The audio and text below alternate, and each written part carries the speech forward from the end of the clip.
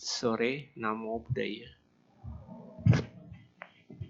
Pada sore ini kita akan bahas tentang pandangan salah akan berakibat kehendak yang salah. Banyak kita temuin baik di dalam keluarga maupun di dalam masyarakat. Pandangan salah itu tentang adanya diri biasa akan menimbulkan masalah. Sehingga banyak mempunyai pandangan-pandangan lalu memiliki kehendak yang berbeda-beda. Mungkin malam ini kita sedikit urai agak detail sendiri tentang banyak yang percaya bahwa ada diri yang abadi. Diri abadi artinya, contoh ya, kalau si A kehidupan lampau sebelumnya, dia mempunyai kepribadian si A yang sama dengan kehidupan sekarang ini. Lalu nanti setelah kematian akan sama seperti si A yang akan datang, yang dia akan lahir. Pandang ini justru akan menimbulkan banyak konsep. Salah satunya coba kita teliti ya tentang masalah jiwa dan roh. Sang Buddha mengatakan, sebenarnya jiwa dan roh itu tidak kekal. Ada sesuatu yang lebih dari itu. Coba kita lihat dalam pandangan jiwa atau roh itu. Dia seakan-akan kesadaran dan pikiran itu adalah diri yang kekal. Jadi justru Buddha bilang masih dipencar lagi. Tidak ada disebut sampai di sana aja. Mungkin di tetangga selalu kita sering dengan jiwa atau roh. Karena mereka tidak paham tentang bahwa sesungguhnya di dalam jiwa dan roh yang mereka anggap itu adalah sesungguhnya terdiri dari adalah pikiran dan kesadaran itu sendiri. Coba kita teliti lagi. Kesadaran pikiran sendiri itu pun banyak terdiri dari mental-mental. Contoh, ada perasaan, ada keinginan, ada disebut ingatan dan sebagainya. Tentunya menimbulkan banyak kemelekatan. Sebenarnya pikiran aja sudah begitu ruwet. Jadi, kalau kita anggap mengatakan kesadaran dan pikiran itu adalah satu yang kekal, itu justru salah. Itu Buddha bilang, kenyataannya sih memang tidak. Kenyataannya itu kita berproses. Dan kesadaran itu sendiri berpisah. Hal ini menyangkut nanti kalau Anda berpegang teguh dengan hal ini, maka Anda selalu menganggap bahwa ada aku yang kekal di dalamnya. Kenapa? Kamu tidak bisa memahami kesadaran dan pikiran itu sesungguhnya itu beda. Mungkin para hadirin malam ini Bante ingin tanya Anda. Menurut Anda, kesadaran dan pikiran itu beda nggak? Apakah dia merupakan satu kesatuan menurut Anda? Jawabnya apa? Iya atau tidak? Hah? Kalau Anda jawab iya, berarti memang Anda belum paham. Berarti maaf aja, Anda jarang meditasi. Sehingga kamu tidak paham. Sesungguhnya kesadaran dan pikiran itu dia beda. Bedanya memang tipis. Tapi di kalangan yang lain tertentu, dia menganggap itu kesadaran pikiran itu adalah suatu kesatuan yang nggak bisa-bisa. Kalau kita mau fair sedikit ya, kalau namanya jiwa dan roh, kalau itu memang ada, harusnya kita tidak pernah melihat proses dari baby, lahir jadi dewasa, bahkan menjadi tua, sakit, dan mati itu. Tapi kenyataannya kan ada. Benar atau tidak? Berarti tidak ada sesuatu yang kekal. Yang ada suatu proses. Jadi, kalau Anda tetap pegang tentang pandangan salah ini, maka Anda mempunyai kehendak salah. Sehingga ketika Anda datang bermeditasi, Anda selalu mengatakan, oh ada makhluk di sekitar kita. Padahal dalam meditasi, kita tidak melihat tentang adanya makhluk-makhluk. Kita justru mengamati ke dalam. Yang kita mau pecahkan tentang kesadaran dan pikiran itu sendiri. Kalau kesadaran pikiran sendiri Anda masih tetap nggak bisa dipisahkan, maka Anda suatu pandangan salah. Ketika pandangan salah sudah dipegang, Anda pasti memiliki kehendak yang salah. Kehendak apa? Sehingga muncullah suatu bahwa memang ada kita ini dibawa satu makhluk yang besar, yang maha daya, yang mengatur segala kehidupan ini. Karena ketidakmampuan kita ini melihat bahwa sebenarnya roh dan jiwa itu terdiri dari kesadaran dan pikiran itu sendiri. Karena nggak mampu, maka terjadilah konsep bahwa ada sesuatu yang maha dahsyat yang bisa menciptakan bumi dan segalanya. Nangkap nggak sampai di sini? Kalau belum nangkap, itu apa? Saya lanjut. Nangkap atau tidak? Ada yang nggak ngerti tentang ini?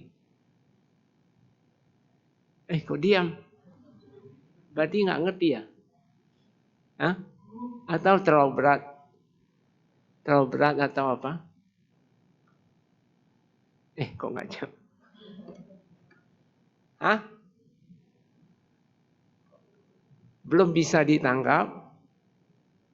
Hah? Oke, kalau gitu masuk Bante pandangan salah tentang diri yang kekal. Bante ulang ya, diri yang kekal. Artinya kamu mengatakan itu diri kekal.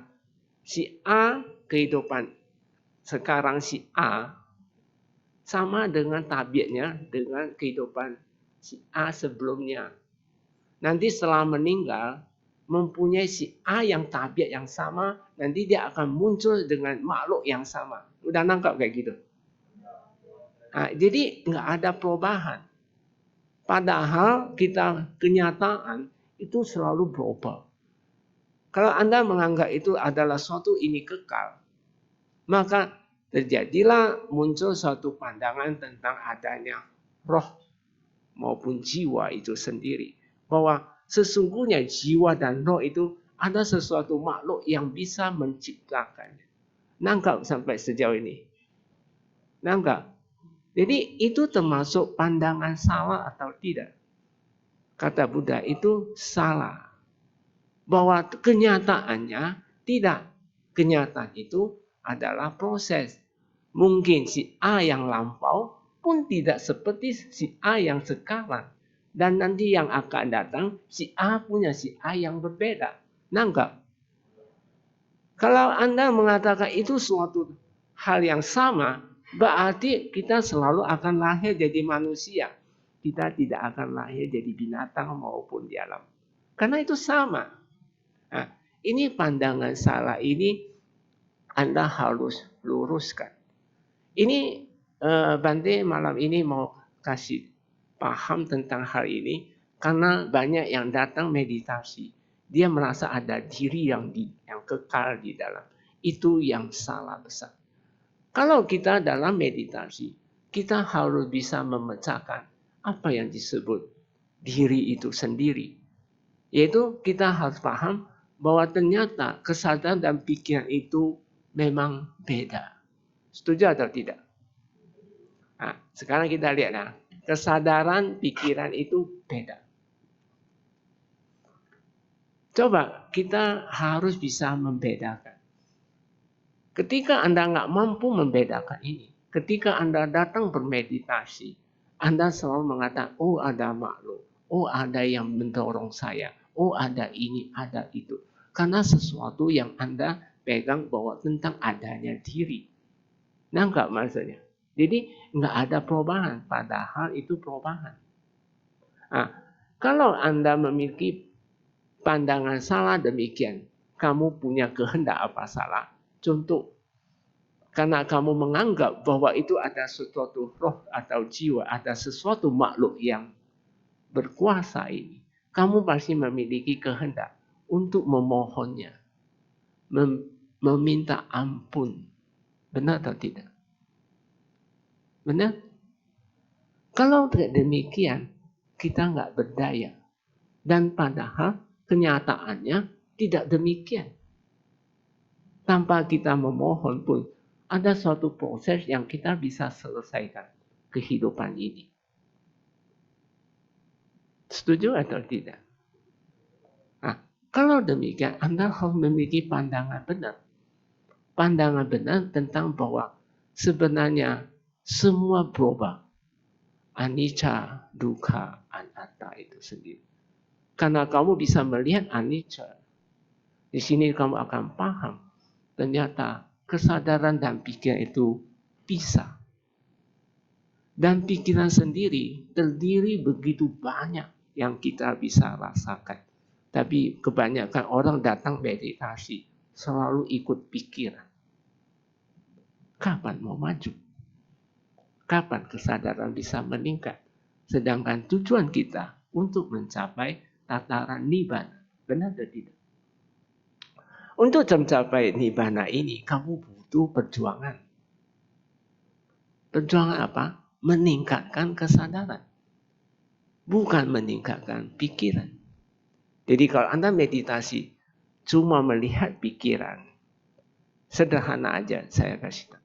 Banyak orang datang meditasi. Oh, dia lihat meditasi. Oh, dia sakit. Ketika sakit datang, dia bukannya melihat dhamma. Seseorang yang pemeditator yang baik, dia harus melihat dhamma. Lalu apa itu dhamma? Nah, pandangan salah udah paham ya. Jadi saya nggak bahas tentang pandangan salah lagi. Nah, dengan kebalikan pandangan salah pasti pandangan benar, benar dan tidak. Pandangan benar adalah kehendak benar.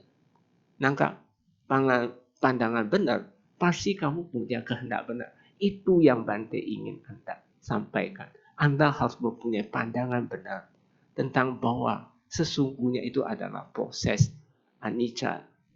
Yang Anda akan paham tentang dukkha dan anatta itu sendiri. Bisa? Nah, kalau kita mempunyai pandangan benar, kehendak benar, itulah disebut panya. Benar atau tidak? Panya itu adalah satu jalan mulia berunsur 8, itu bagian dari sana. Pandangan benar dan kehendak benar. Sama diti, sama sangkapo. Karena pandangan benarlah bisa Anda berjuang untuk mengikis segala kekotoran batin hambatan Anda. Bapak Ibu adik-adik, kalau kita masih berpegang tentang bahwa Anda tidak perlu meditasi, itu salah satu pandangan salah. Ketika Anda datang bermeditasi, Anda selalu mengikuti pikiran, Anda termasuk pandangan salah. Jadi sehingga muncul apa? Oh, kamu harus samatha dulu, baru vipassana. Oh, kamu harus ini dulu, dan itu dulu, dan sebagainya. Sehingga Anda bukannya berjuang, Anda hanya berpikir. Benar atau tidak? Jadi itu semua kelompok pikiran. Kalau kayak gini demikian, kapan mau maju? Nah, coba kita teliti tentang kesadaran dan pikiran. Kesadaran dan pikiran itu sangat tipis sekali. Sangat tipis. Kalau mau ditipis, kayak sehelai tisu ini. Tipis sekali. Kalau Anda nggak teliti dengan baik, Anda nggak bisa membedakan dengan baik. Coba kita malam ini kita bedah sedikit tentang kesadaran dan pikiran. Supaya Anda memiliki pandangan benar. Sehingga kita mempunyai kehendak yang benar. Tapi kalau kita nggak bisa memisahkan ini, akan sulit Anda memahami hidup dan kehidupan ini yang begitu ruwet yang Anda belum paham. Coba saya sebelum masuk ke dalam pembahasan secara detail, saya ingin tahu audien yang di sini ini sejauh mana Anda paham tentang kesadaran pikiran. Kalau menurut Anda beda atau sama? Kok nggak jawab? Hah? Beda ya? Coba tolong bedakan. Coba tolong bedakan.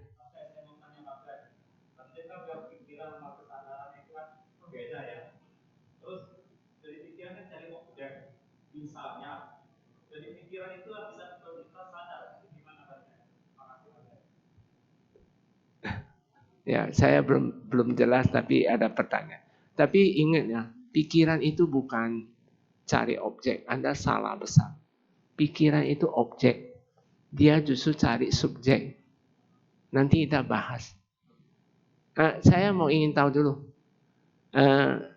Gimana menurut Anda? Tadi kan Anda jawab beda. Coba bedanya di mana?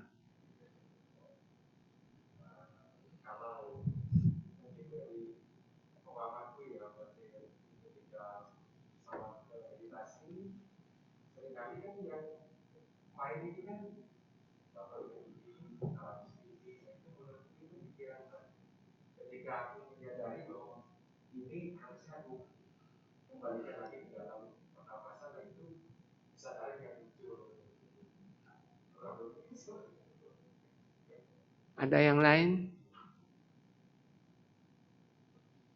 Ada yang lain?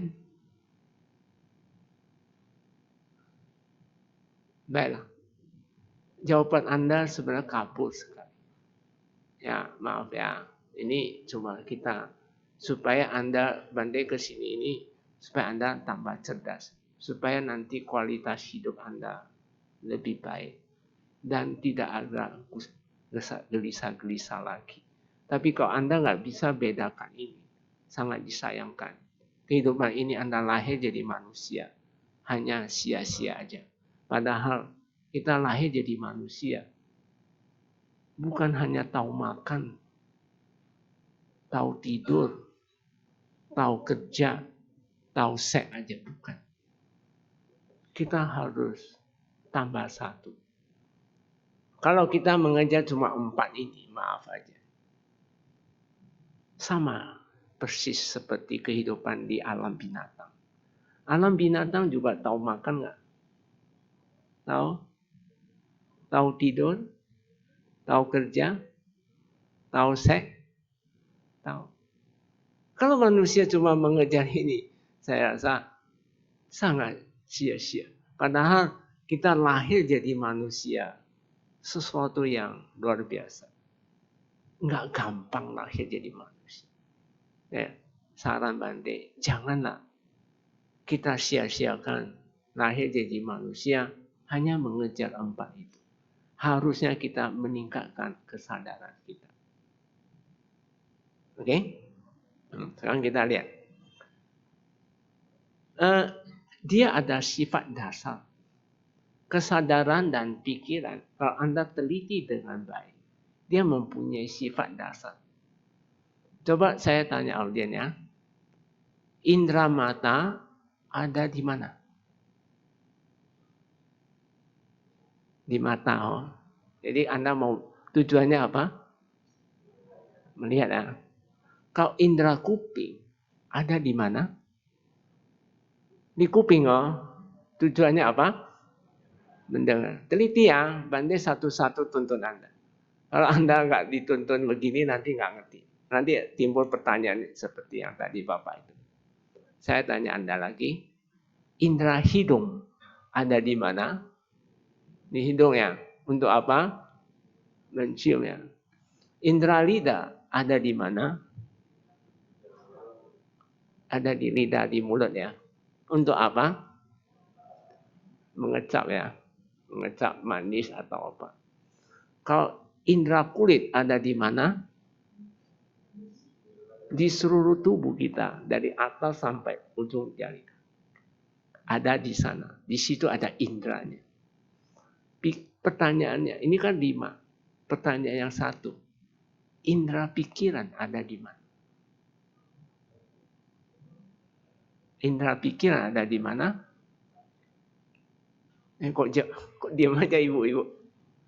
Indera pikiran ada di mana? Anda nggak pernah berpikir? Hah? Sering oh. Tapi inderanya di mana? Hah?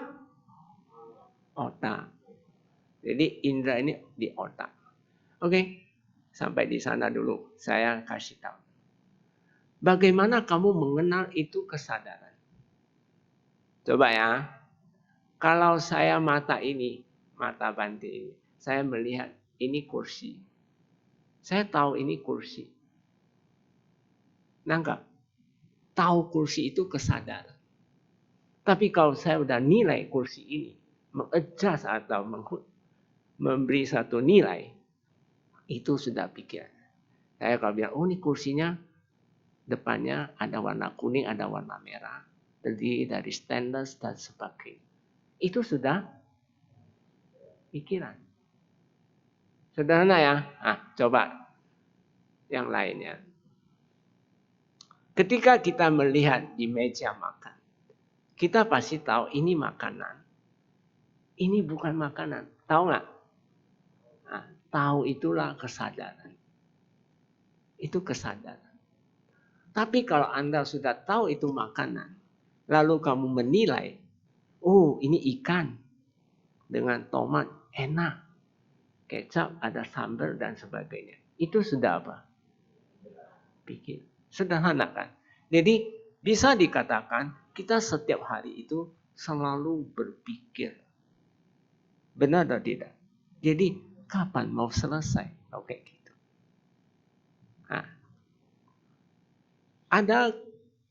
Jadi kesadaran ini kita simpulkan, dia adalah tahu. Contoh lainnya, Anda pernah lihat mayat nggak? Pernah lihat mayat? Pernah.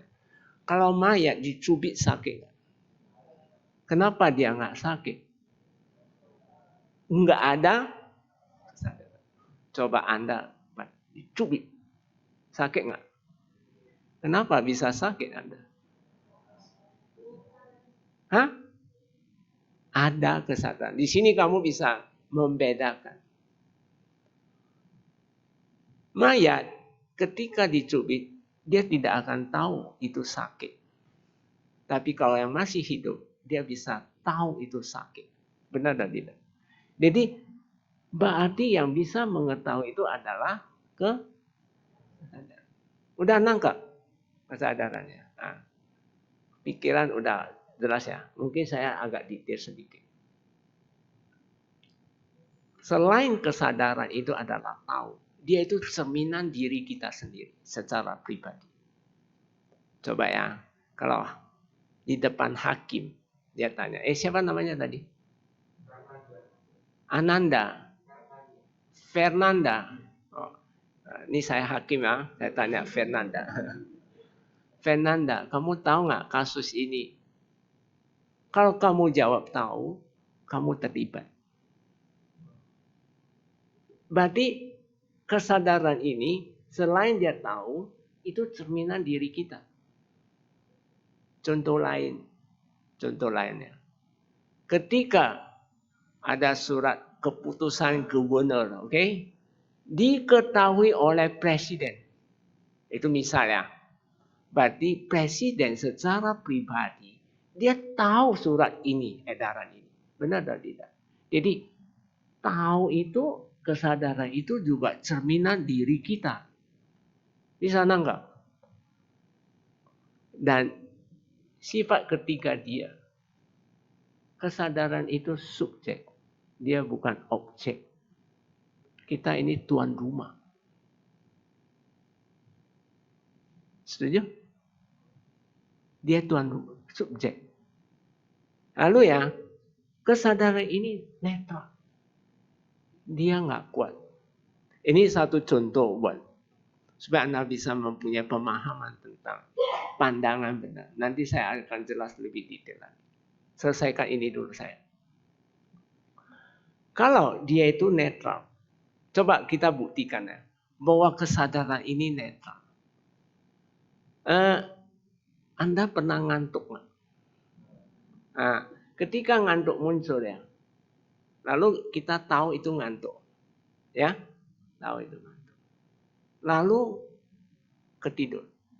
Pernah tidur? Pernah sering. Ketika tidur tahu apa-apa nggak? Nah, kamu lihat sini ya, fenomena ini. Ini ngantuk datang, kita tahu ngantuk, lalu dia kuasai kesadaran kita. Kita nggak tahu apa-apa lagi. Nanti kekuatan ini ngantuknya hilang, oh kamu bangun pagi lagi, kayak gitu. Tahu prosesnya. Nah, pertanyaan Bante sederhana. Ngantuk yang kuat atau kesadaran yang kuat? Hah?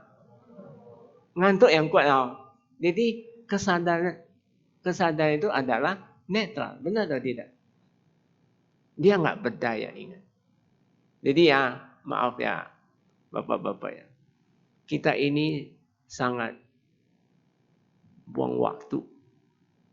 Kita ini selalu kalah sama dengan pikiran. Contoh ya, kalau Anda selalu kalah sama pikiran, ujungnya apa? Putus asa. Akhirnya apa? Loncat. Banyak yang bunuh diri. Benar atau tidak? Mungkin kesempatan ini saya ingin tanya Anda dulu. Anda bisa beda nggak stres sama depresi? Bisa? Stres sama depresi. Anda sering stres? Sering kan? Depresi sering? Hah? Yang benar. Coba bedain.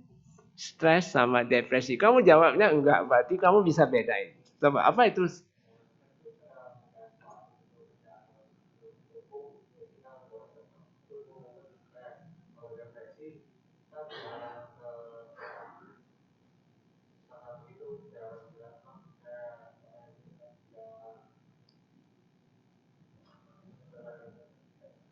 Oke lah. Stres ini dia sifatnya faktor luar. Faktor luar ya. Mungkin Anda dapat anak yang nakal. Oh ya, saya stres. Itu sifatnya temporer. Tapi dibawa berlarut-larut, dia akan depresi. Depresi itu sudah tertanam di dalam. Depresi artinya biasanya dipengaruhi oleh buah karma lampau. Dia bisa rasa tidak cemburu kuat sekali. Anda pernah lihat orang cemburu sangat kuat sekali? Ada yang benci sangat kuat sekali. Itu tipe manusia depresi. Tapi kalau enggak dibawa, enggak cepat-cepat diselesaikan dia akan masuk kepada disebut bipolar. Bipolar enggak ditanganin, dia akan orang gila. Inilah proses fenomena. Tadi saya kan singgung tentang stres dan depresi, Anda sudah bisa bedakan ya. Berarti ingat, depresi itu semua dari karma lampau. Nah, kesadaran ini, ulang ya, dia itu tahu. Yang kedua, cerminan diri kita, oke? Dia itu subjek dan dia itu netral dan aktif. Oke? Setuju nggak? Dia itu aktif sekali. Nggak ada, dia nggak pasif loh, dia aktif. Oke? Nah, sekarang kita udah paham tentang kesadaran. Kalau pikiran, di Dhammapada nomor 1 sangat terkenal itu. Pikiran adalah memimpin dulu. Dia memimpin. Baru pelopor, dia membentuk. Itu kata Sambudan. Di sana ditulis mano ya. Maka maaf ya, di buku-buku terjemahan banyak yang nggak tepat sekali. Cita diterjemahkan pikiran, itu salah besar. Cita itu kesadaran, dia bukan pikiran. Kalau mano itu pikiran. Tapi di Dhammapada nomor 1, kalau nanti kamu cek di bahasa Palinya, di sana tulisnya mano.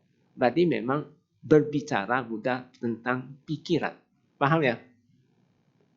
pikiran, pemimpin, pelopor, pembentuk. Bagaimana kamu bisa pahami 3 hal ini? Bagaimana pikiran bisa memimpin, lalu dia bisa melopori dan membentuk karma baru. Kenapa? Coba kita lihat bentuk prosesnya. Tadi sudah Bande tanya tentang indera 5. Otak kita ini, otaknya, dia itu kayak tongkol yang kosong. Tergantung isi apa yang kamu isi. Ya, baik isi dari dalam, apa yang kamu pikirkan, itu tergantung yang kita isi. Dia itu tong kosong. Kalau tong diisi sampah, jadi apa? Tong sampah ya. Mungkin kalau kita keluarkan tong sampah, bau atau tidak? Bau, banyak orang nggak suka. Anda suka tong sampah? Kalau dikeluarkan bau sekali. Kalau tong ini saya isi madu, jadi apa? Hah? Tong madu ya. Tong madu siapapun akan mau, bisa banyak nolong orang, benar? Nah, di sini ada kata-kata.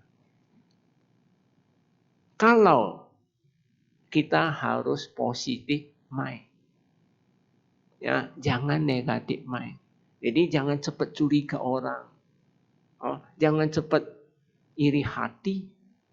Anda pernah dengar Ishak Macarya nggak? Belum pernah dengar. Ishak itu kekikiran. Bukan. Ishak itu iri hati. Macarya itu kikir. Nah, saya tanya Anda. Ada satu sutra yang sangat samudra menekankan tentang Ishak Macarya. Kalau bisa kehidupan ini jangan diterapkan di diri Anda. Akibat dari Ishak Macarya, Anda misalnya dapat orang tuanya suka marah-marah, dapat pasangan nggak akur-akur ya, dapat pegawai selalu nggak betah, atau Anda tidak mendapatkan pasangan-pasangan yang baik dan sebagainya. Intinya Ishak Macarya, akibatnya itu di sana. Kenapa Anda sering bertengkar suami istri? Karena kehidupan lampau pasti Anda memiliki Ishak Macarya. Kekikiran. Kekikiran dan iri hati itu, Bande kasih satu umpama yang sederhana. Anda pernah lihat anjing lagi bermain, 2 ekor anjing? Pernah? Oh, dia senang. Lari sana, lari sini. Senang ya? Ketika saya lemparin sepotong daging, si anjing A, dia dapat. Si anjing B nggak dapat. Si B, pasti dia iri hati. Kok kamu yang dapat, saya nggak dapat? Pasti dia gonggong. Benar atau tidak? Datang si A yang dapat, dia nggak mau membagi. Tentunya terjadilah pertengkaran. Nah, inilah akibat-akibat Ishak Macarya. Oke ya. Nah, sekarang kita masuk kepada tentang masalah tentang otak kita. Jadi kalau contoh ya, kalau marah datang, pasti dia ke otak dulu. Nanti prosesnya dia kayak gitu. Lalu dia kuasai 5 indera kita. Ini cara coba Anda nanti teliti ya, bapak-bapak, ibu, adik-adik ya. Ketika kamu marah, coba. Pasti dia kuasai 5 indera. Maka Buddha mengatakan bahwa pikiran adalah memimpin 5 indera kita. Ngerti? Nah, ketika udah marah masuk ke dalam, kamu lihat si A, pasti kamu nggak suka sama dia. Benar tak tidak? Apalagi mendengar suaranya, benci sekali. Karena otaknya isinya sampah. Masuk Bande ngerti ya? Marah, ini masuknya di marah. Dari bawah sadar masuk marah. Mencium baunya apalagi? Mana mungkin dia mau ya? Nanti mulutnya keluar apa? Nama-nama binatang semua dia keluar. Apa yang menyentuh? Nah, inilah dia memimpin. Dia memimpin 5 indera. Ketika dipimpin kita nggak sadar, dia akan melopori.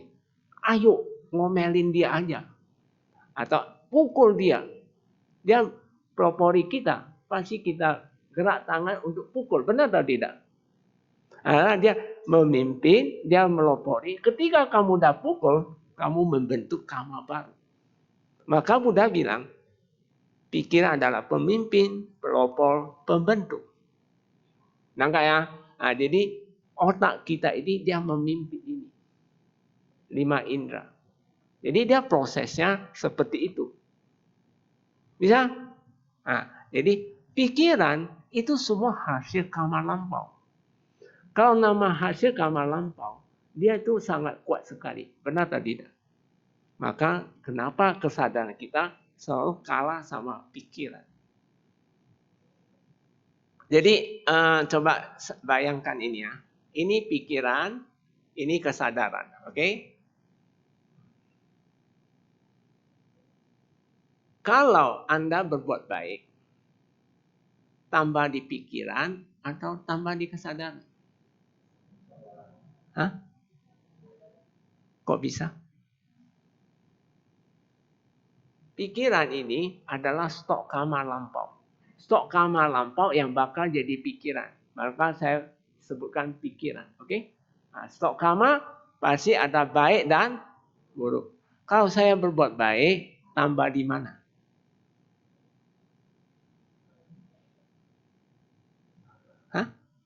Di sini. Tambah di pikiran.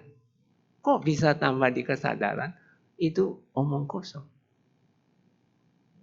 Tapi nanti kamu mau tahu bagaimana proses perbuatan baik itu dia mendukung kesucian kita. Itu nanti satu-satu dulu. Kamu bisa terima dulu. Udah terima belum? Bisa? Ngerti ya? Jadi kamu berbuat baik tambah di pikiran. Tapi itu yang bagus. Sepanjang Anda belum capai arahan, kamu butuh yang baik punya. Benar atau tidak? Benar lah. Kamu butuh yang baik. Itu pandangan benar, ingat ya. Saya sih meluruskan Anda supaya Anda memiliki pandangan benar. Sehingga nanti mempunyai kehendak yang benar. Baik dalam kehidupan hari-hari maupun ketika Anda datang bermeditasi. Oke? Kita udah paham bahwa kamu berbuat baik pasti tambah. Sekarang ini ya, kalau ini saya singkat kata saya bilang pikiran aja ya. Ini stok karma sih sebenarnya. Jadi lebih gampang karena stok karma itu bakal jadi pikiran. Jadi saya pakai pikiran aja. Oke ya, setuju ya? Walaupun nanti belum muncul jadi pikiran, itu tetap pikiran. Karena dia kalau muncul pasti bentuknya di pikiran. Oke, paham ya? Pikiran dan kesadaran, kalau dia kayak timbangan emas. Kalau zaman dulu neraca, satu naik, satu turun. Oke? Kalau pikiran bertambah, apa yang turun? Kesadaran. Kesadaran itu siapa? Diri kita kan. Anda menurun. Kalau kayak gini, keadaan kayak gini, pikiran sama stok karma begitu banyak, lalu kesadaran kita rendah, menurut Anda enak nggak? Enak atau tidak? Kenapa nggak enak? Karena pikiran menguasai kesadaran. Dia kuasai kita. Maka tidak heran Anda banyak stres, banyak pikiran, khawatir, banyak takut. Kadang-kadang yang nggak perlu ditakut jadi takut. Karena apa? Kamu kesadarannya rendah. Lalu bagaimana meningkatkan kesadaran? Harus kikis dia, ini baru naik, benar atau tidak? Mau kikis dia bagaimana? Harus meditasi.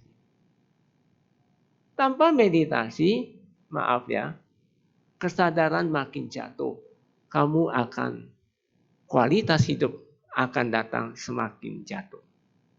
Ini saya buktikan Anda. Bodhisatta. Bodhisatta memiliki kesadaran yang tinggi. Oke? Dia balik udah. Ya, keadaan udah balik. Ketika karma buruk datang, beliau lahir jadi binatang. Pernah? Kita lihat. Karma menentukan alam kelahiran. Kesadaran menentukan kualitas. Coba Anda perhatikan. Bodhisatta lahir jadi binatang. Beliau itu hebat. Punya tenaga yang besar. Percaya dirinya besar. Enggak ada istilah banyak pikiran. Dia memimpin dan sebarannya. Inilah kualitas hidupnya baik. Nah, ini ada kejadian ya berapa tahun yang lalu sih. Ada seorang kaya raya. Kaya dia. Punya harta ya luar biasa. Anda tahu kapal penangkap ikan? Itu mahal sekali. Bisa ratusan miliar. Langsung ada arsip. Kulkas pun. Lalu punya 30. Kaya atau tidak? Kaya ya. Tapi sayang. Dia meninggal dengan loncat diri. Kita lihat sendiri. Pas dia kaya, mungkin kehidupan lampau dia banyak berdana. Sehingga dia kaya kehidupan. Sayang, dia nggak meditasi. Jadi kesadaran semakin jatuh. Kualitas hidup dia sangat amburadul. Jadi kebahagiaan bukan diukur dari materi. Tapi diukur dari sejauh mana kesadaran Anda. Setinggi mana. Sedangkan mau meningkatkan kesadaran. Harus dengan apa? Hah? Jadi menurut Anda meditasi penting? Hah? Penting ya? Penting atau sangat penting? Udah tahu kayak gini. Anda harus memiliki pandangan. Banyak orang tidak memiliki pandangan benar tentang hal ini. Nah itu yang disayangkan. Khususnya umat Buddha kita ini. Sangat disayangkan. Kadang-kadang saya lihat. Yang bercecok apanya? Yang nggak perlu dicecokkan. Nangkap Mas Bante. Nah, karena apa? Anda sibuk 6 indera terbuka terus. Di Winaya Sang Buddha ada satu umpama yang sangat luar biasa. Coba Anda simak, kalau Anda bisa jawab, bisa nangkap dengan baik. Kamu adalah salah satu siswa Buddha yang luar biasa. Mau saya ceritain? Mau jawab? Coba ya. Oke lah. Anda tahu kayu basah? Kayu basah. Kalau kayu ini baru ditebang itu pasti basah sekali. Kayu basah kalau celup di air, kalau dibakar, terbakar atau tidak? Tidak. Nah ini kasus pertama ya. Lalu kalau kayu itu basah, sudah di darat, terbakar nggak saat itu? Terbakar nggak saat itu? Kayu basah sudah di darat. Kalau dibakar saat itu terbakar nggak? Tidak ya. Yang ketiga, kalau kayu itu sudah kering, saya bakar. Kering ya? Terbakar atau tidak? Cara ini mempunyai suatu pesan implisit dari Sang Buddha. Coba Anda bisa paham tentang implisit ini? Oke lah, daripada buang waktu ya. Kayu ini ibaratnya kekotoran batin. Tahu? Kekotoran batin.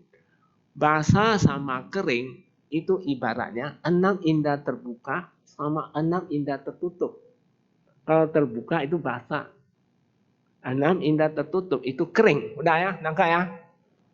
Kalau di air sama di darat, itu ibaratnya kalau air di masyarakat.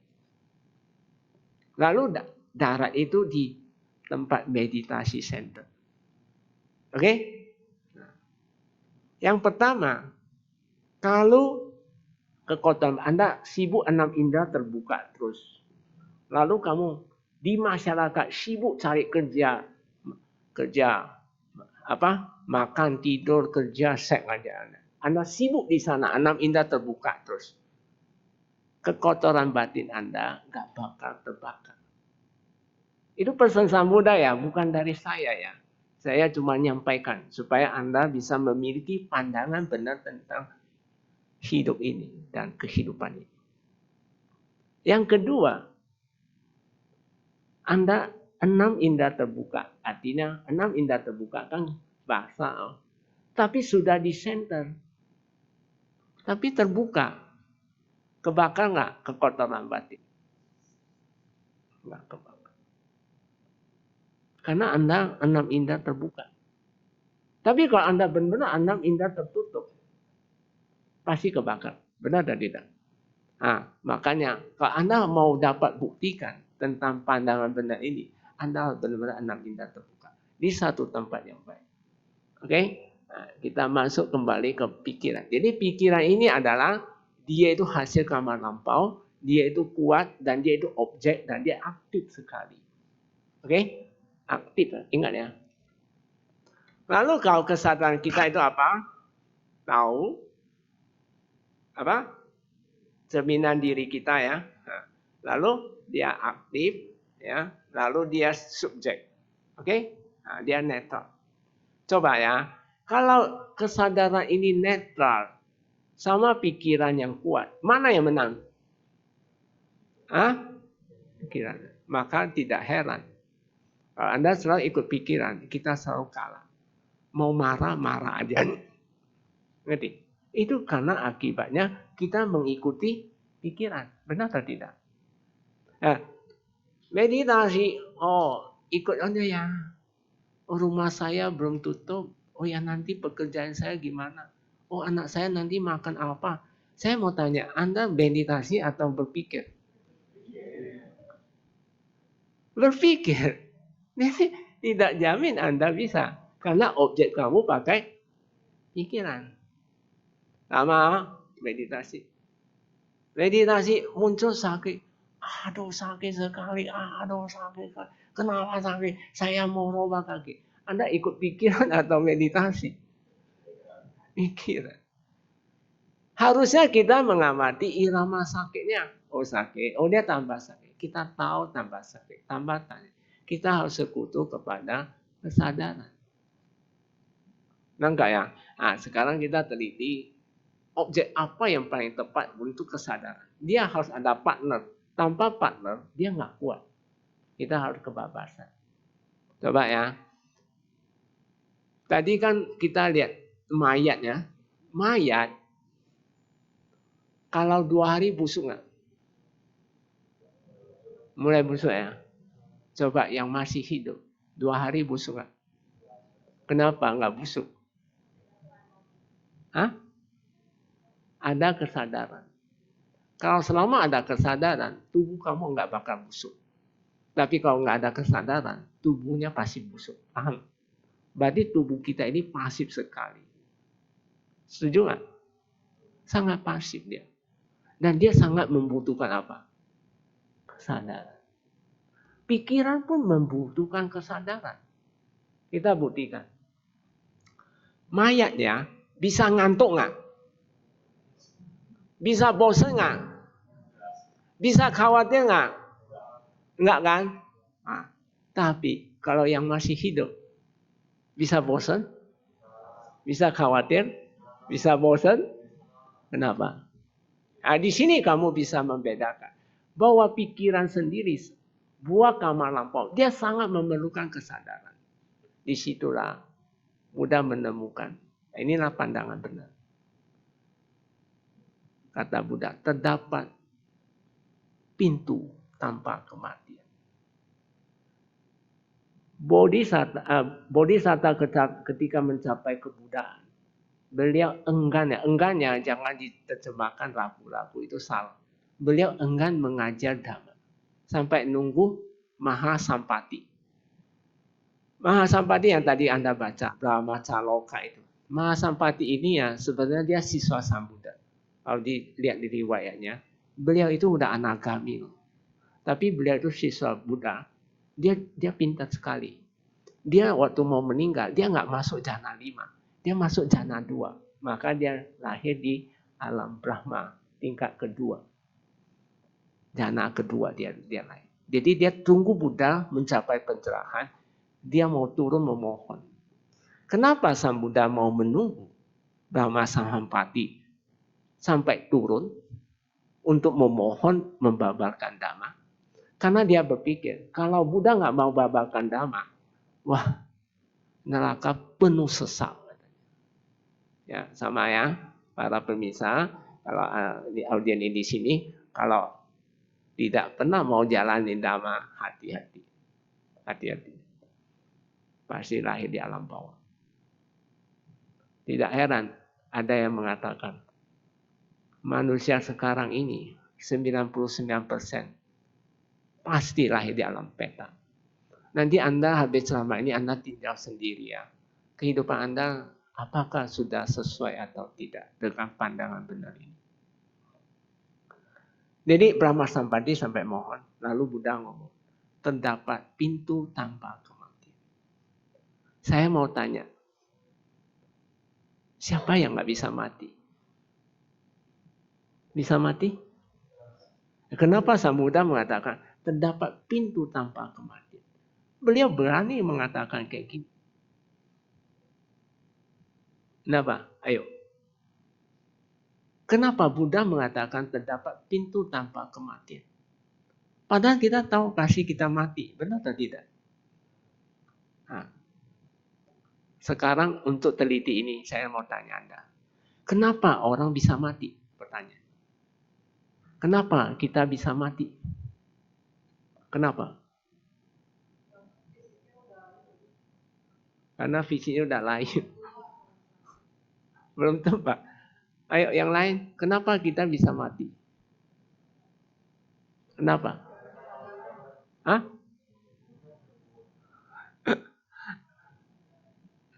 Kurang tepat. Hah? Gimana? Enggak pernah belajar Dhamma ini. Kenapa kita bisa mati? Karena kita lahir.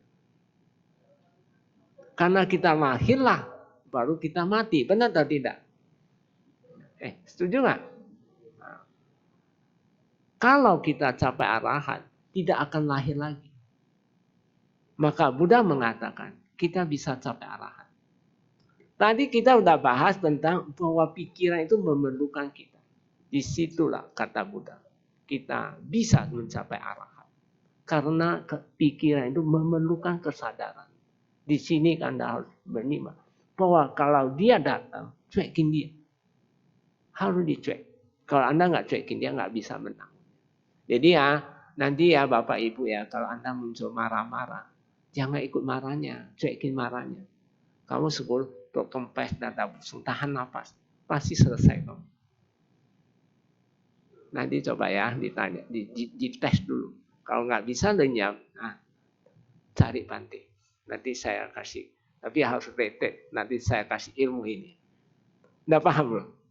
Jadi ya, kalau Anda muncul stres, bukan cari di luar, harus cari di.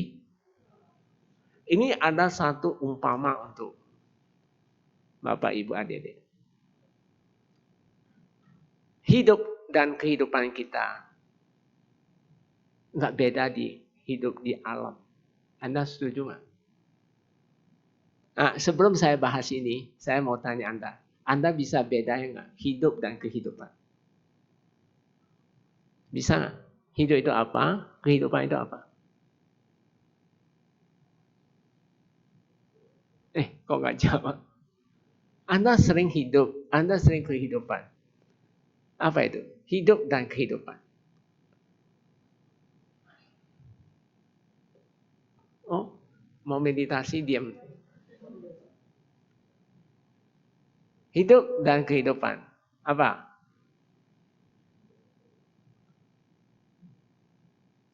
Oh. Jangan takut salah jawab, nggak mau-maunya. Salah ya sudah. Ada yang mau partisipasi apa hidup? Nggak apa-apa, salah juga. Nanti nggak ngomelin. Apa itu hidup? Apa itu kehidupan? Kalau Anda nggak pahami dua kata ini, Anda akan sia-sia hidup Anda. Oh, belum bisa jawab. Nggak berani. Nggak berani jawab. Hah? Masa nggak ada satu yang mau bantu jawab? Hidup itu apa? Kehidupan itu apa? Baiklah, buang waktu aja. Ditanya nggak mau jawab. Oh nggak tahu ya. Padahal sering kamu alami hidup dan kehidupan. Sekarang kita hidup sebagai seorang manusia. Benar atau tidak? Ada makhluk hidup sebagai binatang. Ada yang hidup sebagai di alam peta, setan dan sebagainya. Ada? Nah, Bande tanya Anda, sebelum kehidupan ini lahir jadi manusia, ada satu kehidupan di mana pada saat itu meninggal, kamu muncul kama baik. Benar atau tidak? Kama baik lampau muncul, lalu lahir jadi manusia. Hiduplah sebagai manusia, paham ya? Nah, berarti hidup itu adalah lampau punya. Nangkap? Hidup itu semua dari kama lampau semua. Sedangkan kehidupan. Nah, kama lampau ini, dia ada baik, ada buruk. Ya. Kehidupan ini, dari semenjak lahir sampai Anda mati, apa yang kamu lakukan menyikapi hidup ini, itulah kehidupan Anda. Nangkap? Nah, ketika kehidupan ini Anda tidak memiliki pandangan benar, Anda akan meleset. Kata Sang Buddha, ketika dalam menjalankan kehidupan ini, kamu bagaimana menyikapi hidup ini. Bukan disesali hidup ini, benar tidak?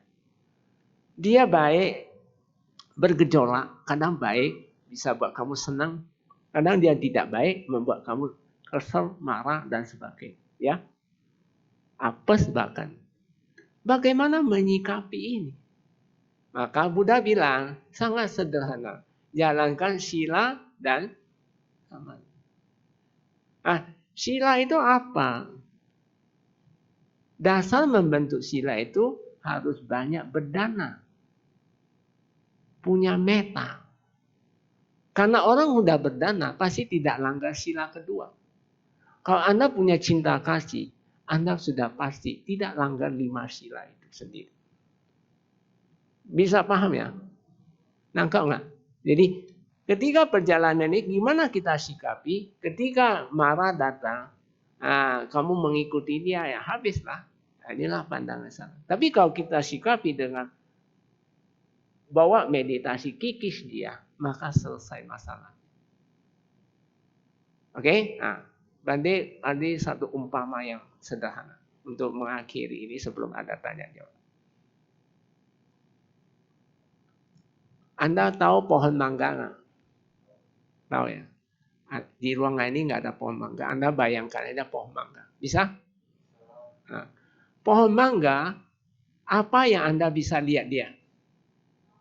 Batangnya, cabangnya, daunnya, bunganya, buahnya. Benar atau tidak? Yang nggak bisa nampak apanya? Akalnya sama unsur haranya. Benar atau tidak? Nah, coba ya, teliti ya. Setelah dengar ini, Anda harus semangat. Jadi Anda sudah tahu jawaban semua ketika muncul masalah. Kalau buahnya lebat, karena apanya?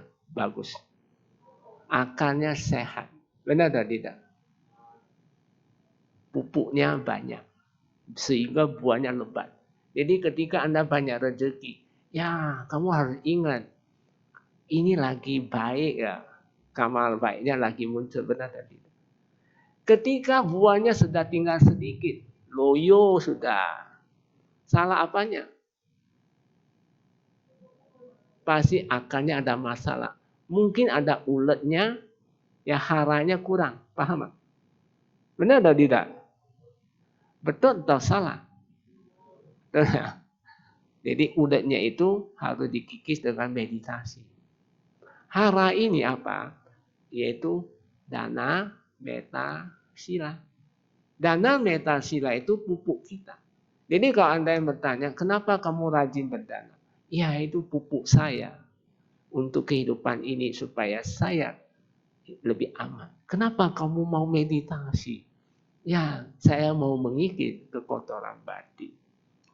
Jadi ketika Anda muncul stres dan sebagainya, nggak usah cari dukun, cari luar nggak usah, cari di dalam, jawabannya ada di sana, benar atau tidak? Jadi kalau Anda ada masalah di luar, dan sekarang kita lihat sendiri ya, yang kita punya yang bisa lihat apanya? Badannya, benar? Sikap kita dan sebagainya, mungkin pergaulan kita, bisnis kita atau keluarga kita yang kita bisa lihat. Tapi yang nggak bisa dilihat apanya? Dalam bawah sadar kita yang memiliki bawa kamar lampau. Itulah bawa kamar lampau itu hidup. Sedangkan kehidupan itu adalah yang kamu jalani. Jadi kesimpulannya ini untuk memiliki pandangan benar tentang bahwa sesungguhnya tidak ada satu identitas. Yang ada cuma terdiri dari pikiran dan kesadaran. Dan dia itu semua akan berpisah. Dan saya tadi pertanyaan Bapak itu saya kasih jawab bahwa pikiran bukan subjek. Pikiran itu objek. Subjek adalah kesadaran. Kesadaran yang lemah, kalau Anda ikutin pikiran terus, seakan-akan kamu mengatakan pikiran itu subjek. Kalau Anda mengatakan pikiran itu subjek, habis kamu. Kamu tidak pernah menikmati yang disebut bahagia itu sendiri. Bahagia di sini ada dua ya. Bahagia duniawi, apa yang Anda inginkan. Mungkin kamu baik bermunculan. Itu bisa bahagia. Tapi kata Buddha, bahagia yang duniawi, hati-hati. Dia ada kailnya. Kurang bisa bijaksana. Anda akan diseret ke alam bawah. Tapi kalau bahagia dengan padamnya segala kekotoran batin, dengan meditasi, kesadaran meningkat, dia meningkatkan kualitas hidup Anda. Sabe sata, bawantu sukitata, semoga semua makhluk hidup berbahagia.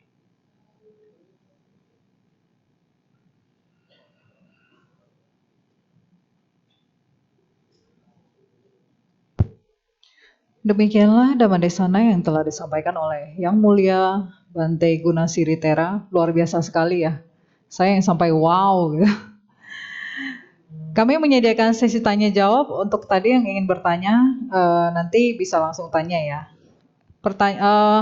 Bisa dengan melalui dua metode, lisan nanti bisa langsung tunjuk tangan dan maju ke depan.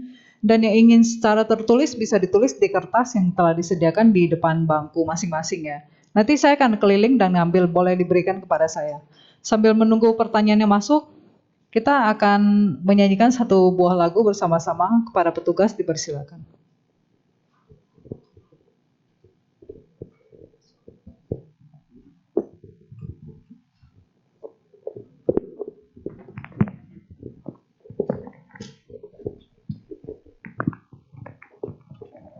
Bapak Ibu, saudara-saudari sedama, mari kita nyanyikan bersama-sama lagu Nama Karagata ada di lembaran terakhir. Lagu ini diciptakan oleh Bikuni Ajita sebelum beliau menjadi bikuni.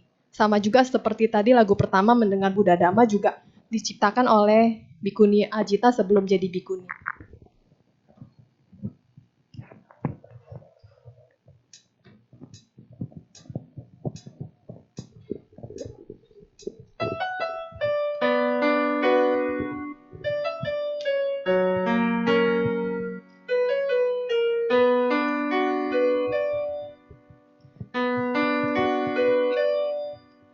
Di sarana Buddha Gautama Dhamma para Arya Sangga, tiga perlindungan aku bersujud.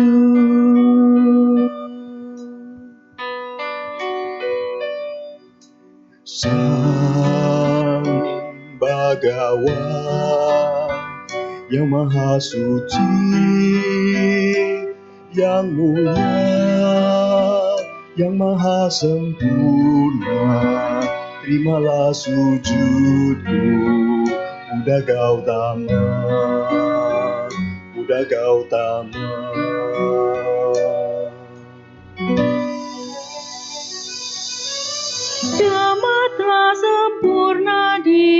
dibabarkan oleh Sang Bagawa. Aku bersujud pada Dhamma, kebenaran mulia. Sangga siswa Sang Bagawa telah bertindak sempurna. Aku bersujud pada Sangga.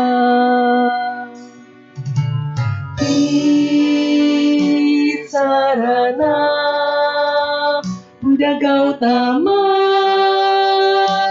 Dhamma para Arya Sangga, tiga perlindungan aku bersujud. Sang Bagawa yang maha suci, yang mulia, yang maha sempurna, terimalah sujudku, Buddha Gautama, Buddha Gautama.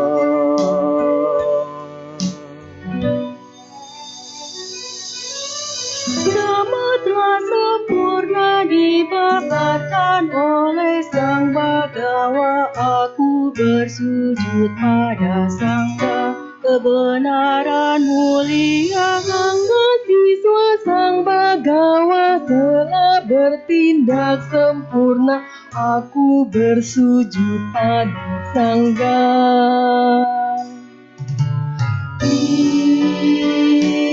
Sarana Buddha Gautama Dhamma para Arya Sangga, tiga perlindungan aku bersujud. Aku bersujud.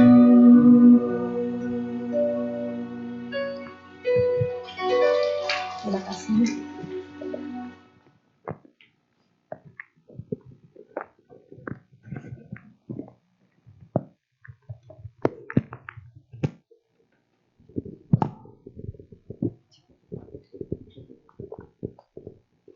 Baik, kini tiba saatnya kita memasuki sesi tanya jawab. Untuk yang ingin bertanya secara langsung boleh unjuk tangan ya. Bapak silakan.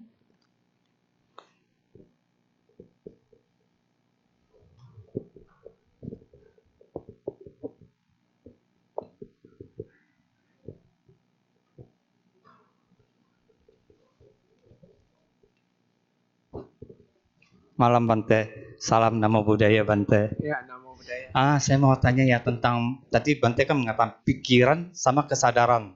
Yang saya mau tanyakan ya, pikiran kesadaran kalau tidak kerjasama, bagaimana bisa timbul tahu?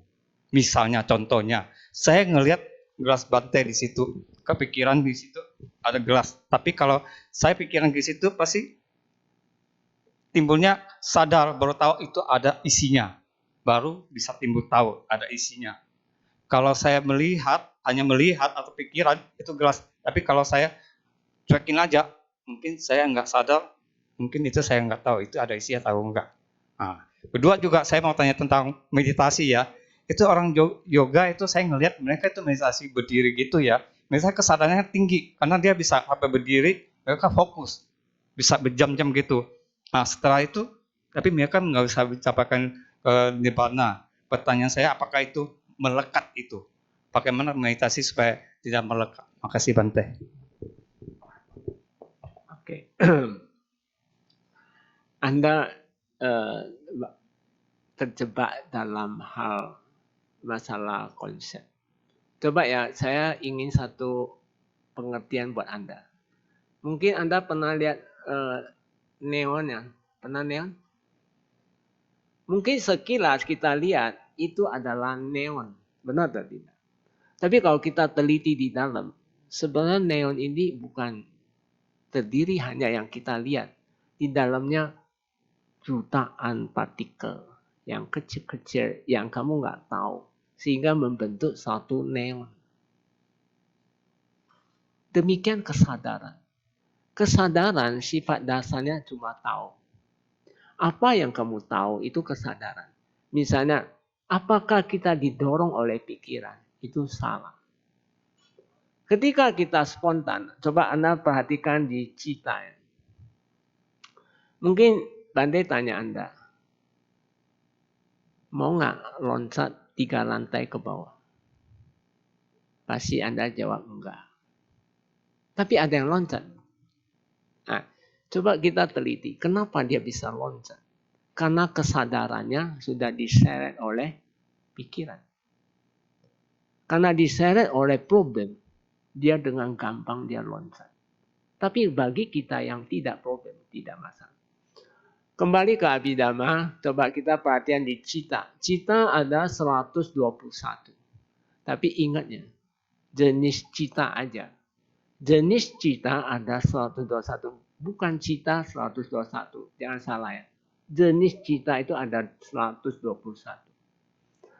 Cita itu satu, kata Buddha. Coba saya tanya Anda. Cita itu kesadarannya, jangan diterjemahkan pikiran. Itu salah besar itu. Itu nanti peneruslah yang terjemahkan balik. Banyak buku-buku yang nggak sesuai sekali dengan praktek yang kita nanti praktekkan. Jadi sehingga banyak salah tafsirkan tentang masalah ajaran Buddha.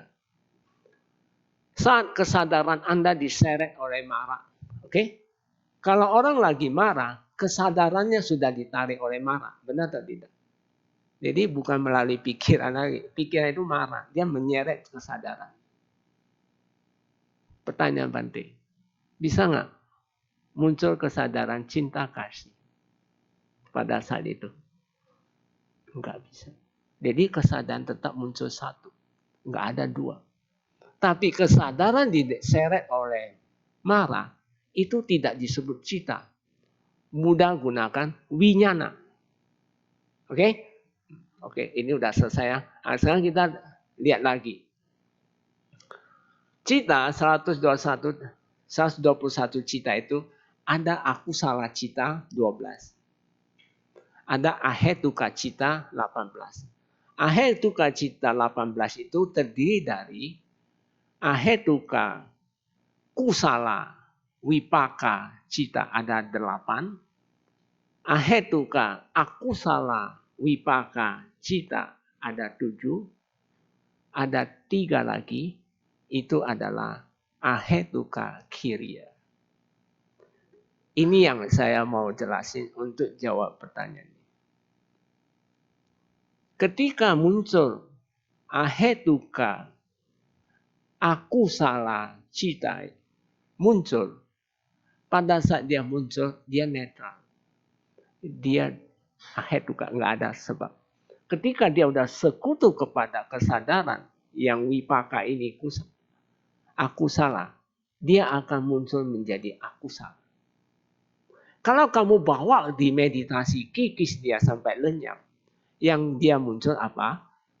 Rupa wacara kiriya. Dia akan selesai lenyap. Jadi ada 2 ya.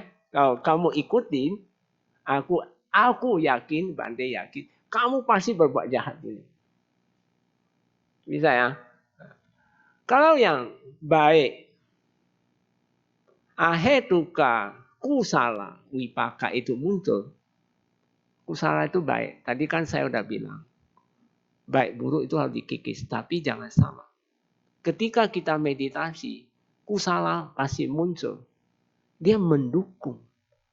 Dia bisa menjadi kiriya. Rupa wacara. Maka kenapa Samudra Salman jangan berbuat jahat. Perbanyak perbuatan baik. Karena perbuatan baik ini selain kita belum mencapai tingkat kesucian arahat, masih ada kelahiran. Itu menolong kita. Kita bisa hidup anteng-anteng penuh dengan kecukupan dan sebagainya. Itu bukan karena berkat apa-apa. Berkat karena stok karma Anda lagi yang baik-baik muncul. Tapi kalau Anda bawa ke dalam meditasi, kamu sangat luar biasa punya orang. Maka saya saran Anda, jangan singkirkan meditasi. Kalau Anda nggak pernah meditasi bagian kehidupan Anda selalu tidak akan jawaban ini. Mungkin untuk Bapak yang tadi bertanya ini, saya saran lebih baik banyak meditasi aja. Mengenai meditasi yoga, saya mau tanya Anda, Jangan mengatakan itu semua meditasi. Syarat sebagai meditasi itu apa? Pernah Bante ditanya oleh seorang Mahayana, siswa Mahayana. Dia bilang, Bante, kami juga meditasi. Liam King itu meditasi. Coba saya tanya Anda, kamu berdasar apa mengatakan Liam King itu meditasi? Coba kita teliti di satu jalan mulia berunsur 8. Benar atau tidak? Itu sila. Ada samadhi. Ada panya. Oke? Sila itu 3. Sama kamanta, sama waca, sama ajiwo. Kalau kamu Liam King atau baca parita, kamu masuk di kelompok sila. Bukan meditasi. Meditasi itu apa? Nah, Bante kemarin baru ceramah di Jelambar. Ada satu orang, dia bilang dia meditasi. Dia mengapung di kolam.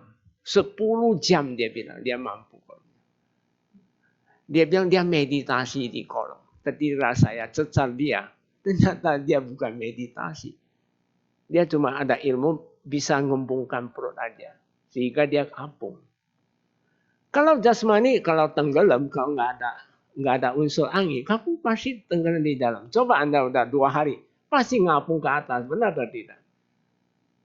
Jadi kamu bisa mengapung, berarti kamu isi. Karena memang pada saat itu, saya jelasin. Nanti nggak memaluikan dia, saya kasih jelasin. Jelasinnya gini, di zaman Soeharto, zaman 60, berapa ya, 80-an. Ada centeng yang namanya merpati putih, Anda tahu? Mereka latihan merpati putih itu tujuannya untuk jadi jago-jagoan aja. Kamu pukul dia, kamu yang mental. Kenapa? Mereka jagonya ini, dia masukkan angin. Kenapa Bante bisa tahu ini? Karena kebetulan beberapa tahun yang lalu, saya adain retreat di Bekasi. Ada satu orang, dia dari muda latihan merpati punya. Tapi dia ada masalah di sini. Sakit sekali. Dia bilang, Bante, saya udah sakit ini 20 tahun. Lalu saya tanya dia, kenapa bisa? Oh, dia cerita-cerita, ternyata dia latihan merpati putih. Itu dia kembangkan, dia cerita. Lalu saya bilang, ada 2 kemungkinan. Satu kemungkinan kamu TBC. Enggak Bante, saya udah cek di mana-mana. Saya di dokter yang mahal, Elizabeth, dia bilang di Singapura, dia juga udah normal. Dia enggak ada sakit, dia bilang. Oh, kalau gitu ada angin. Ketika Bante saran dia menyadari tubuh bagian, itu badan. Enggak lama dia anginnya keluar. Sembuh. Jadi di sini kita sembuhkan, kita simpulkan. Karena dia pakai merpati. Nah, pertanyaan tadi kan masalah yoga. Saya tanya dia yang tadi yang bisa ngapung 10 jam ini. Saya tanya. Ketika kamu mengapung ini, apa yang kamu perhatikan? Kalau kamu nggak ada perhatian, berarti itu bukan samadhi. Sedangkan kita lihat rumus samadhi itu apa? Sama sati, sama wayama, sama sati, sama samadhi. Kamu ada perhatian nggak? Sati kan perhatian. Kamu perhatian kemana? Dia bilang dia tidur. Berarti bukan meditasi. Sama dengan yoga. Kalau dia nggak ada perhatikan, walaupun dia berdiri berjam-jam, itu cuma otot-ototan. Tanya dia, apa yang kamu perhatikan? Lalu kamu ada usaha yang benar nggak? Sama wayamo itu penting. Apa itu sama wayamo? Sama wayamo itu ada 4. Usaha yang benar, yaitu ketika muncul sakit, ya, Anda bisa yang jelek muncul, kamu harus lenyapi di dalam. Nangka, kamu harus berusaha. Kalau misalnya muncul sakit, kamu harus sampai dia lihat lenyap. Itu usaha benar pertama. Usaha kedua, yang tidak baik punya masih ada di dalam. Kamu harus selesaikan di dalam. Nah, ini harus dibuktikan Anda aktif tubuh, aktif jasmani. Datang ke tempat Bante. Pasti kamu bisa dapat ide semua. Sesuatu yang baik sudah muncul, dikembangkan. Artinya contoh, kamu sudah bisa lihat anicca, kesadaran meningkat. Kamu belum mencapai kesucian. Kamu harus munculkan. Yang baik yang sudah muncul, dikembangkan. Yang baik belum muncul, dimunculkan. Yaitu kalau belum capai suci, ya capailah Sotapanna. Sotapanna udah capai, belum capai Sakadagami, capailah Sakadagami. Jadi untuk jawaban Bapak ini, nanti coba tanya yang yoga ini, dia berdiri berjam-jam. Coba tanya dia ada usaha yang benar nggak? Dia ada perhatian nggak? Dan pada saat itu, dia memiliki kesadaran netral nggak? Karena samadhi, jangan diterjemahkan konsentrasi benar ya. Itu salah besar loh. Konsentrasi itu bahasa Pali, bahasa Inggris ya. Artinya apa? Fokus ya, perhatian ya. Itu sati. Jadi samadhi artinya yaitu kesadaran di mana bebas dari kekotoran batin. Eka gata. Nangka ya. Oke ya. Demikian jawaban Bante.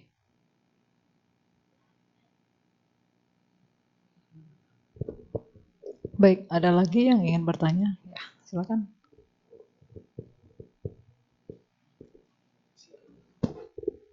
Setia tuh Bante, Namo Buddhaya. Namo Buddhaya. Nama saya Fernanda. Makasih banyak atas uraian damanya, Bante. Pertanyaan saya sederhana, Bante menetap di mana? Kalau misal saya mau berguru meditasi bisa atau tidak? Begitu Bante. Saya ingin belajar. Gampang. Oke. Anda datang ke area Saca Kencana Meditasi Center di Sedayu Square, Blok L51. Arya Saca Kencana Meditasi Center. Nanti tanya Sarwan aja. Sarwan tahu, dia jemput Bante juga. Ya. Makasih banyak Bante. Bante sendiri ada tempat meditasi di Bakom. Cukup memadai. Kalau Anda ingin coba, Lebaran kok ada kok. Lebaran ada retreat. Ya, datang aja. Makasih banyak Bante. Semoga Bante Welcome, sehat ya. selalu. Ya. Bante tunggu ya.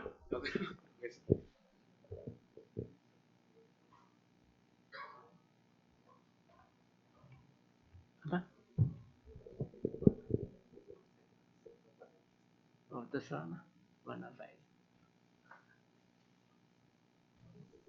Oke, kita akan masuki tanya jawab melalui tulisan ya. Yang pertama nih, Namo Buddhaya Bante, karma buruk apa yang dibuat di masa lampau sampai seseorang itu di kehidupan ini dibunuh dengan kejam dengan cara dimutilasi?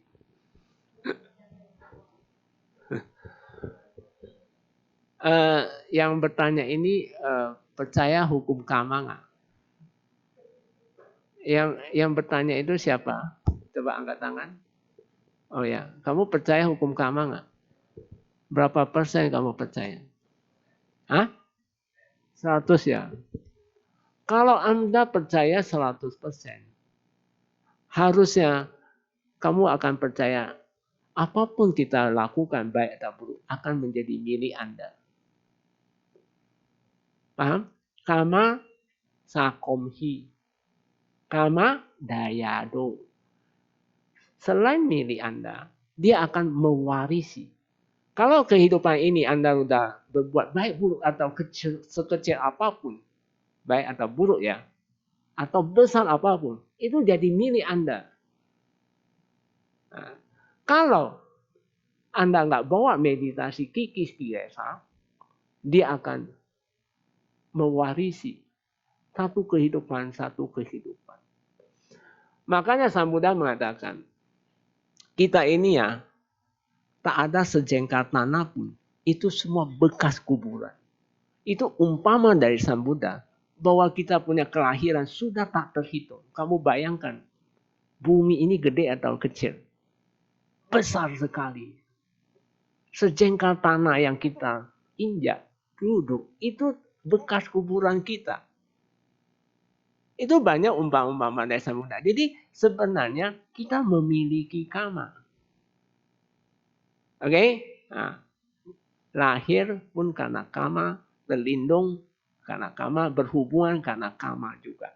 Jadi kalau masalah karma apapun, dia bisa sampai begini. Yang jelas, dia tidak memberi kondisi yang bagus. Jadi ada karma buruk. Kamu teliti orang yang tadi yang pertanyaan Anda, pasti kehidupan dia itu terlalu selebor ya, tidak mematuhi. Jadi nggak ada kondisi membuat dia itu baik. Dari kesempatan ini saya mau tambahkan tentang kondisi ya, semua dengar ya.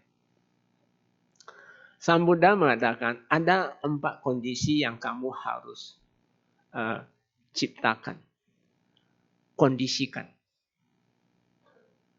Kondisi ada baik dan ada buruk.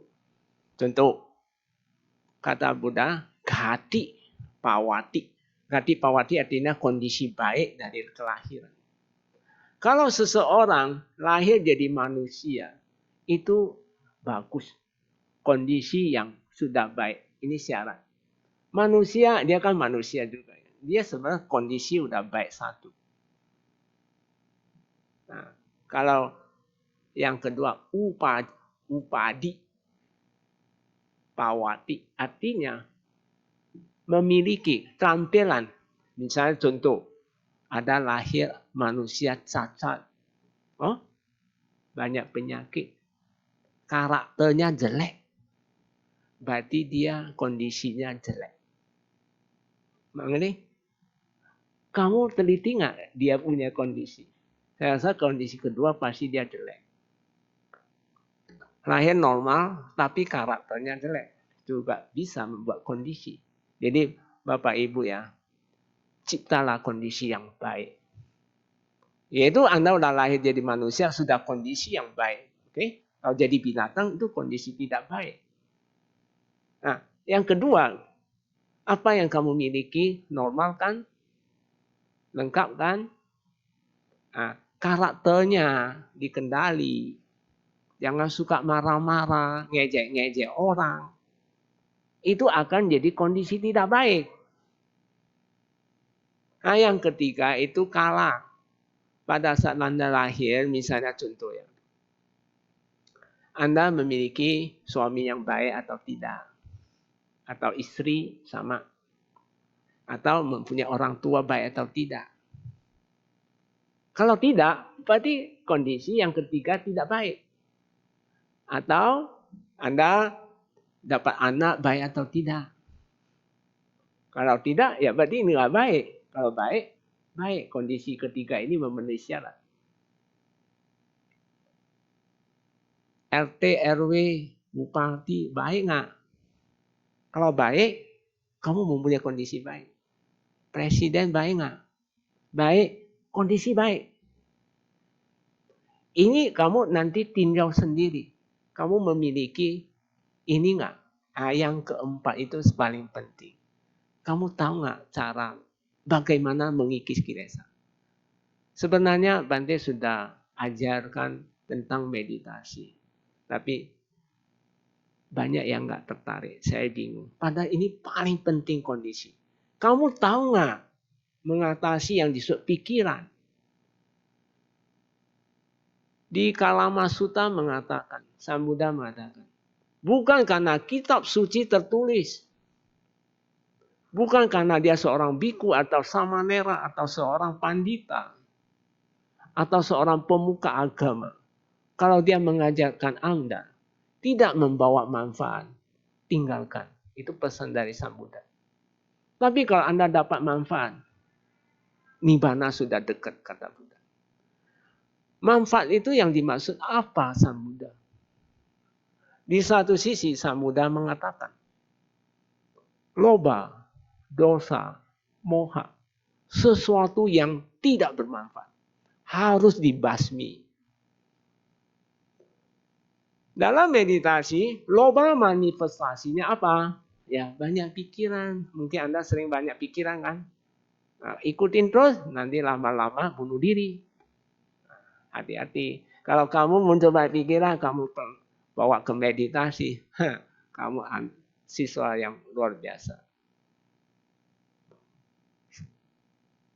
Sariputra Moggallana, beliau nggak pernah kuliah. Tapi orang hebat. Bukan berarti anak kuliah itu disebut orang hebat. Maaf aja.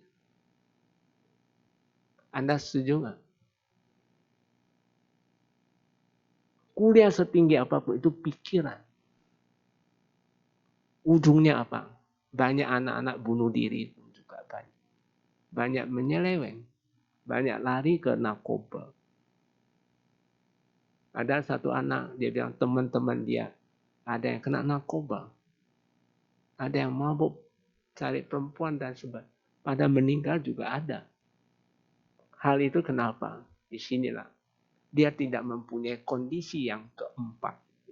Bagaimana dia menyelesaikan masalah. Bapak Ibu, ini kesempatan saya sampaikan. Jangan melarang anak tidak meditasi. Anda harus dukung dia meditasi. Anda setuju atau tidak? Kalau dia tidak tahu cara, misalnya banyak galau, banyak pikiran, dia tidak tahu cara melenyapkan loba, dosa, moha, hati-hati. Anak kamu akan menjurus ke negatif. Kalau dosa bagaimana? Dosa manifestasinya sakit, badan panas dan dingin. Kalau moha manifestasi apa? Ngantuk, bosan dan sebagainya. Kalau kamu bisa melenyapkan ini semua, itu kamu dah dapat kondisi yang keempat yang luar biasa. Jadilah miliki kondisi 4. Oke? Baik, pertanyaan berikutnya Bante. Namo Buddhaya Bante, selamat malam. Bante, apakah setiap manusia yang terlahir di dunia ini ada tujuannya? Kalau ada, bagaimana caranya kita tahu atau mencari tahu tujuan hidup kita di kehidupan saat ini secara spiritual? Terima kasih. Ya, pasti ada. Saya tanya Anda, lahir jadi manusia, apakah hanya tujuannya cari makan, tidur, kerja, atau seks aja? Bahaya kalau Anda tujuannya itu. Justru tujuan lahir jadi manusia itu kesempatan buat diri kita untuk meningkatkan kesadaran. Tapi Anda nggak pernah terbangkit-bangkit. Kesadaran ini bisa naik yaitu kalau kamu bawa ke meditasi. Meditasi mau bagus, tetap harus jalankan sila. Sila mau bagus, Anda banyak berdana dan cinta kasih. Bante, saya mau berdana, tapi nggak kunjung dana. Kunjung dana berarti Anda nggak dapat dhamma. Dhamma ini sesuatu yang harus kamu lampaui. Oh Bante, saya mau cinta kasih. Praktek cinta kasih. Tapi pulang rumah, anak digepok dan sebagainya, diomel-omelin. Pegawai diomel. Apa kamu dapat dhamma? Nol. Nggak ada dhamma. Oh saya mau jalanin sila. Ketemu 5 kilo emas, ambil. Apa itu disuruh kamu jalanin sila dengan baik? Hah? Banyak hal-hal yang perlu kita bahas. Kalau saya bahas lagi bisa berpanjang. Jadi, yang kita harus apa? Ya, harus nuntun diri. Paham ya? Jadi kalau Anda tidak pernah mau lakukan, akan agak sulit. Jadi tujuan lahir jadi manusia, meningkatkan kesadaran. Kalau Anda tidak mau meningkatkan kesadaran, nanti akan jatuh. Tidak selalu lahir jadi manusia. Anda jangan bodoh ya. Jangan anggap kamu masih muda, nggak boleh meditasi. Bodoh? Bodoh sekali. Justru masih muda harus meditasi. Saya pernah di sesi lain, saya pernah mengatakan. Saya tanya Anda mencintai ajaran Buddha nggak? Mencintai atau tidak? Kok nggak jawab? Mencintai.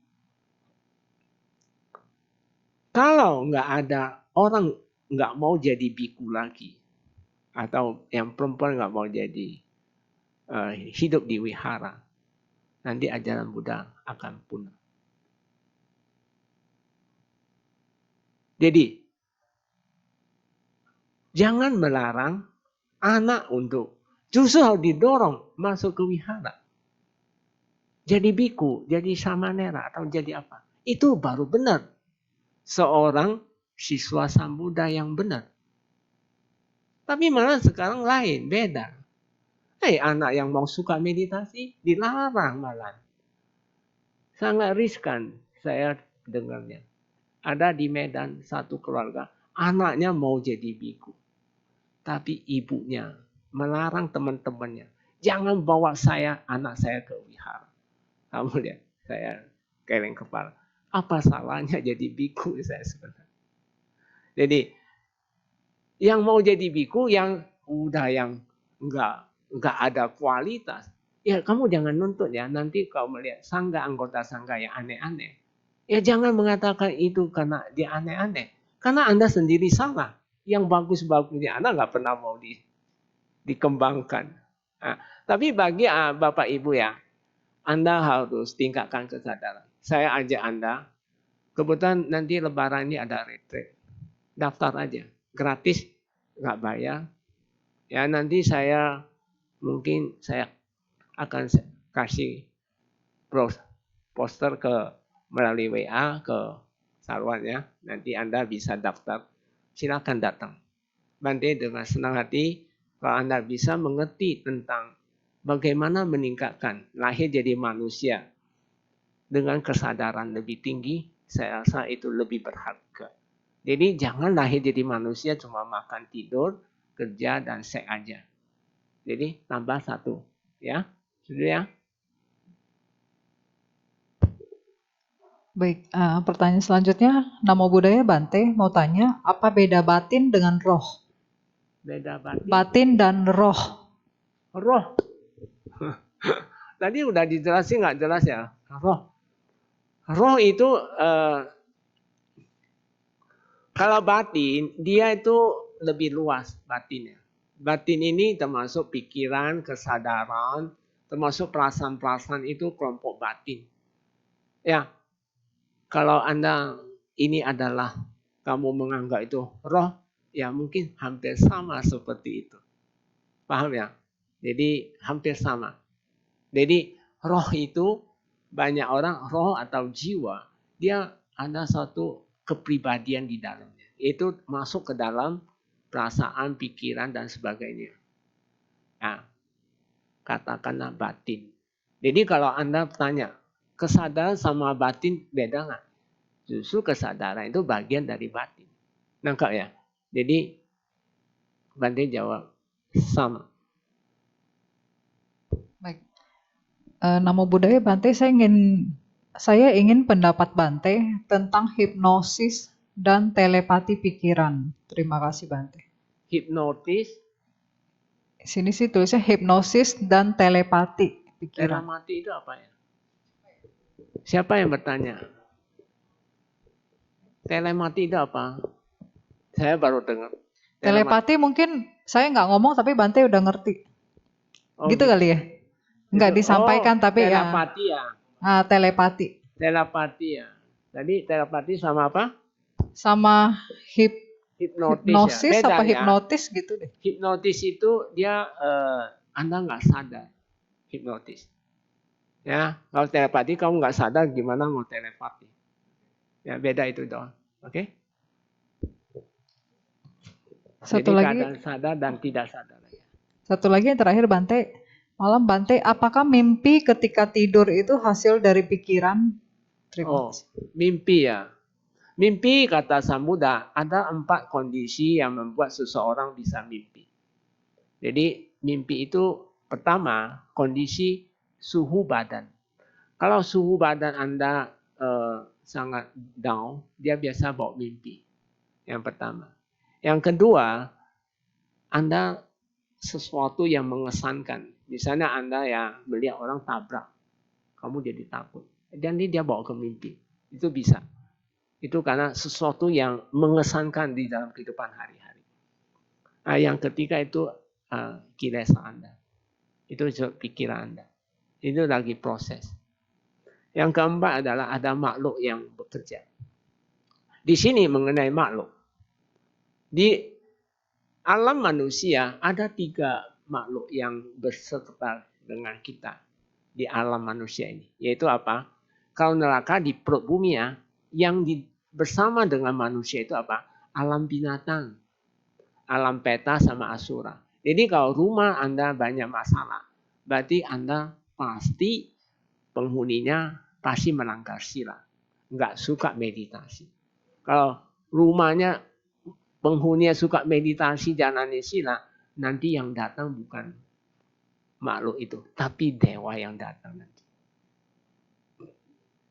Oke, jadi ingat kalau alam peta kalau udah datang, coba Anda teliti. Orang suka minum-minum dan sebagainya. Maaf ya, Bante pernah datang ke satu wihara. Wihara itu serem sekali. Ternyata memang banyak alam peta yang datang. Kenapa? Saya teliti. Oh, ternyata pengurusnya nggak benar semua. Ya, untung Dhamma Suka masih aman-aman. Berarti pengurusnya masih oke. Oke, masuk Bante ya. Jadi sama. Bante juga pernah di LP. Di Rutan, pernah pembinaan juga sama. Jadi Bante larang mereka ke wihara nggak boleh rokok, nggak boleh apa-apa. Sehingga pulih kembali. Nanti kalau sila udah tingkatkan, rumah ini pasti aman. Jadi nggak ada istilah ciong ya. Oh saya ciong apa. Jangan. Kamu percaya hukum karma. Nggak ada istilah ciong. Yang ada ciong apa? Karma buruk aja lah. Ciong karma. Kalau karma buruk datang ya ciong lah ya. Kalau karma baik datang ya dewa kita datang. Oke, cukup ya. Saya rasa sabe sata bawantu sukitata. Semoga semua makhluk hidup berbahagia. Dan jangan lupa meditasi ya. Baik, demikianlah Dhammadesana dan sesi tanya jawab pada malam hari ini. Kami segenap keluarga besar Wihara Pelidara Masuka dan umat yang telah hadir mengucapkan terima kasih kepada Bante Gunasiri Tera atas waktu dan kesempatannya dalam membabarkan Dhamma pada hari ini. Baik, umat dipersilakan untuk bangkit berdiri dan bersikap anjali yang mulia. Bante akan meninggalkan ruang Dhammasala.